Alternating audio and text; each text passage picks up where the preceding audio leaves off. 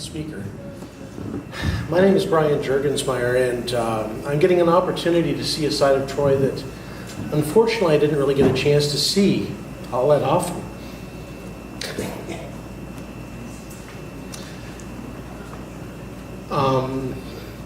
Mike came up earlier as Troy's nephew. I'm kind of bookending him. I'm the other nephew.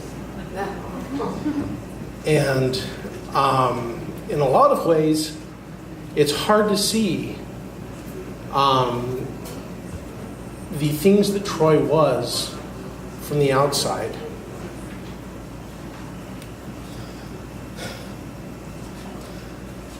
Troy, as I was growing up with him, was virtually an adopted father. And there was so much of him that was in me, both intentionally and even unintentionally, that it's hard for me to step outside of that and look and say, he did this or he did that. It's almost just, this was what, I feel that because I was part of him and he was a part of me. My mother divorced my father when I was 3. She moved back to New Mexico, where Troy was still in college at that point.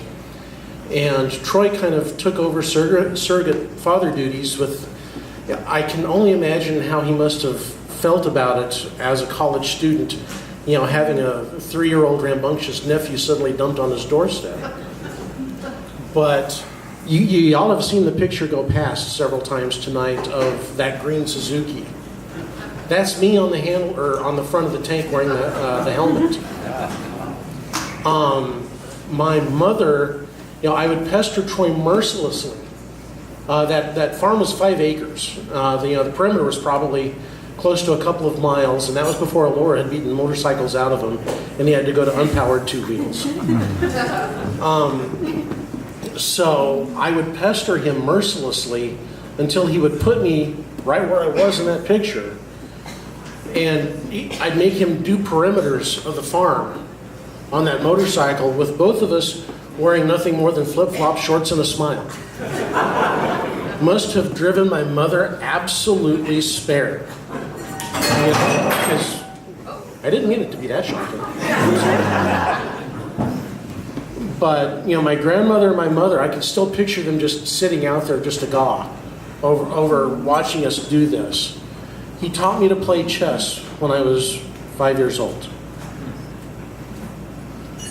He introduced me to Asimov.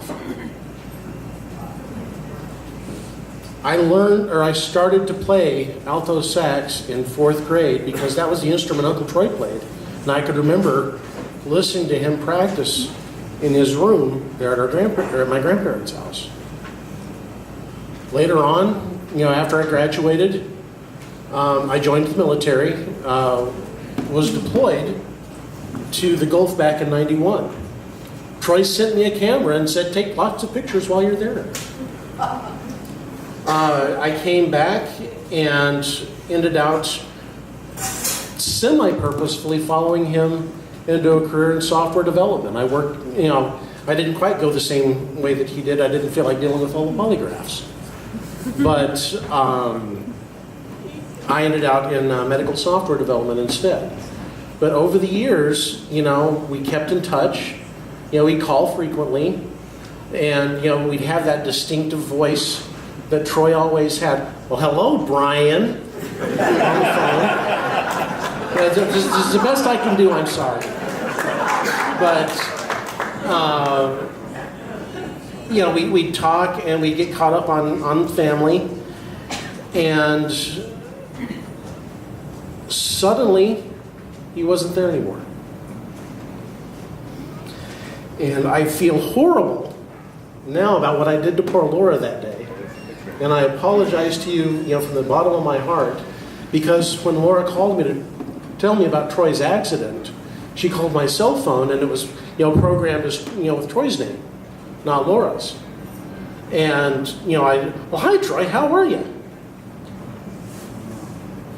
And we had to work through what all had happened. And,